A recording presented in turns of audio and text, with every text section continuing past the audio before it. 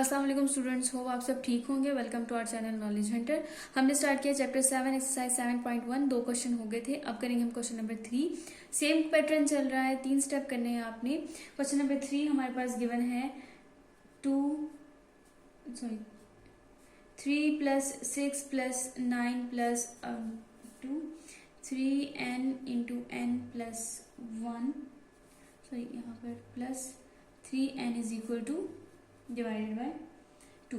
ठीक है, आपको याद हो पिछले क्वेश्चंस में जो है हमने 3 स्टेप किए थे। पहले स्टेप में आप क्या करते हैं, हम n1 प्रूव करते हैं क्या ये जो इक्वेशन है ये n1 के लिए इक्वल है कि नहीं है। लाइक आप ये लें और ये पहला टर्म लें तो आप ये कहते हैं कि क्या ये इसके इक्वल आएगा कि नहीं आएगा। ठीक है, आप पहला टर्म ले रहे हैं, इसका मतलब है हम n इज इक्वल टू क्या पुट करेंगे, 1 पुट करेंगे। ठीक है, यहाँ पर 3 इंटू n प्लस 1, जहां आपको n नजर आएगा वहां आपने 1 पुट करना है।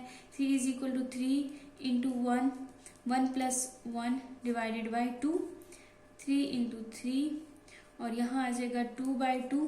2 और 2 कैंसिल हो जाएंगे। ठीक है, और आपके पास क्या रह जाएगा, 3 इज इक्वल टू 3। तो आपके लिए ये जो प्रोपोजिशन है, थर्स द प्रोपोजिशन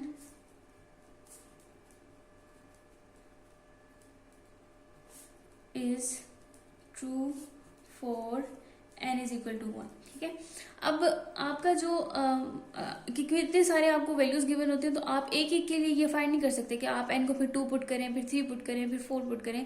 तो इसके लिए हम एक टर्म लेते हैं k। ठीक है, स्टेप 2 में हम क्या करते हैं, let us assume that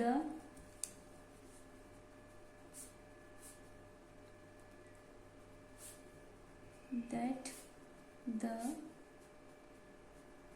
proposition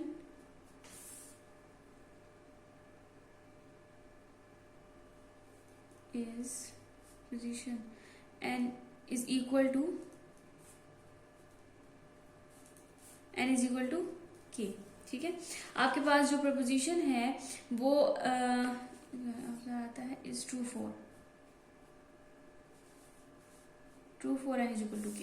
ठीक है, तो आपके पास इक्वेशन क्या बन जाएगी, हमारे पास क्वेश्चन था ना 3 plus 9 6 plus 9 plus up to 3n की जगह हम 3k लिख देंगे is equal to 3k plus 1 divided by 2। Equation number 1 बन गई। ठीक है, ये होगी इक्वेशन। आपने देखना है कि इसके बाद क्या टर्म आता है। ठीक है, आप इसके बाद हम स्टेप 3 में क्या करते हैं कि इसका नेक्स्ट जो है वो डिजिट देखते हैं, नेक्स्ट वैल्यू देखते हैं कि वो वाली वैल्यू क्या होगी। जैसे पहले क्वेश्चन में k प्लस 1 था, फिर 4k प्लस 1 था, डिपेंड करता है कि इसके साथ क्या वैल्यू है।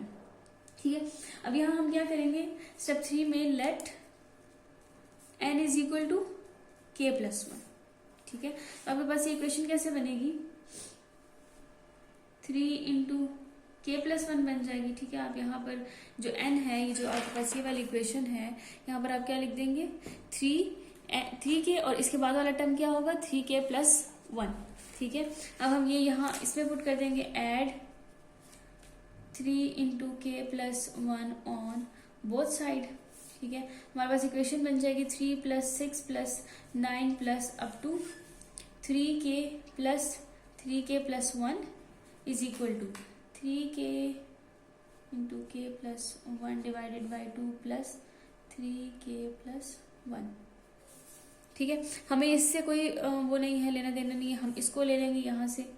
तो 3k into K plus 1 plus 3 into K plus 1। ठीक है, आप यहाँ देखिए इसके नीचे आपके पास क्या है, 2। अगर हम इसका लेट से कॉमन लेते हैं इसमें से, तो हमारे पास कॉमन क्या निकलेगा, 3k प्लस 1 ना। ठीक है, तो क्योंकि ये यहाँ भी और ये यहाँ भी है, 3 कॉमन निकलेगा और दूसरा आपके पास k प्लस 1 कॉमन है।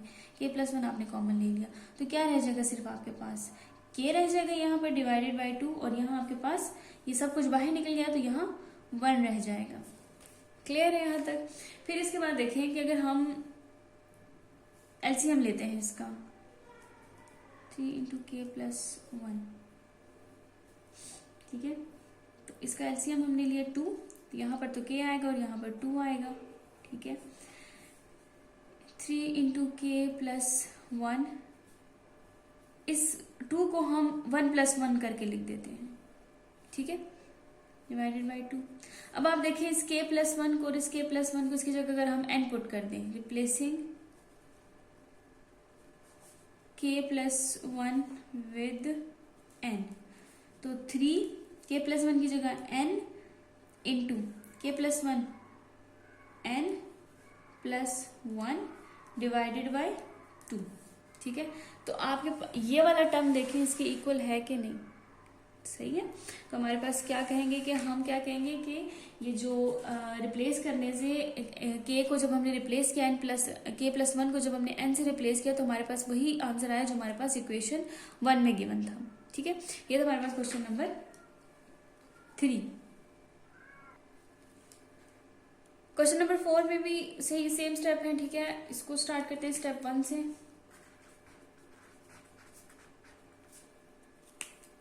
For n is equal to 1, तो यहाँ पर हम पहला टर्म 3 ले लेंगे, is equal to n into 2n plus 1। 3 is equal to यहाँ 1 पुट करेंगे, 2 इंटू 1 प्लस 1,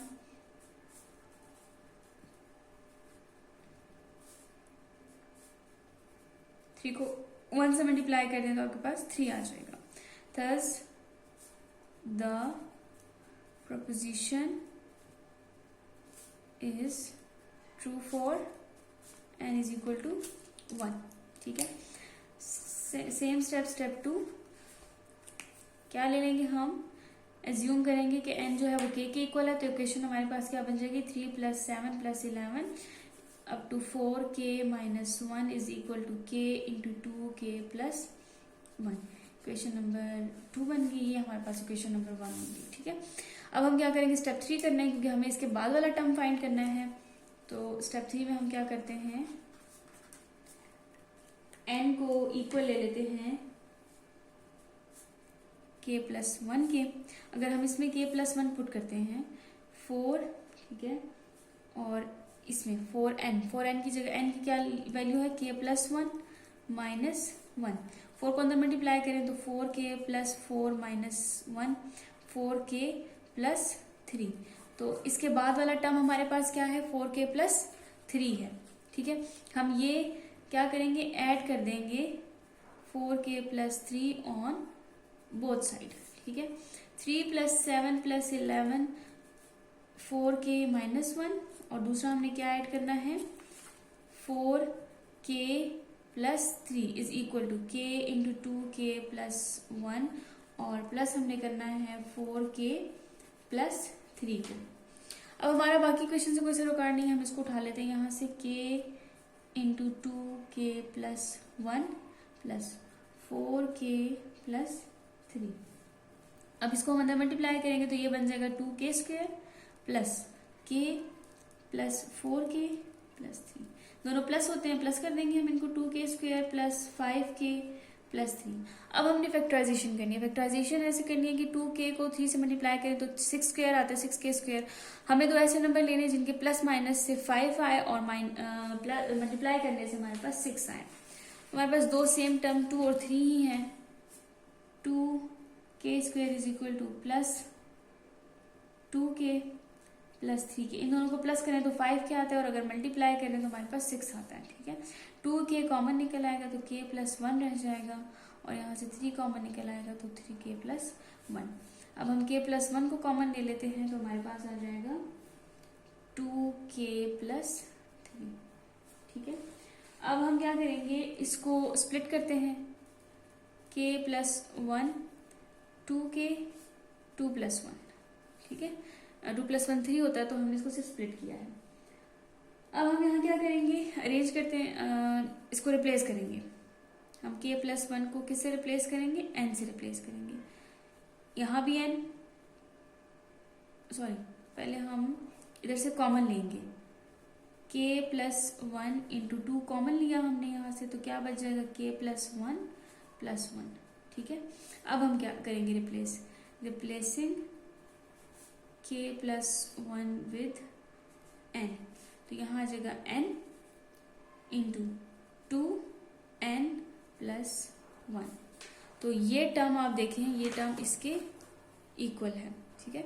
तो हम क्या कहेंगे कि replacing K N plus one with N we get the same equation या same answer as in equation 1।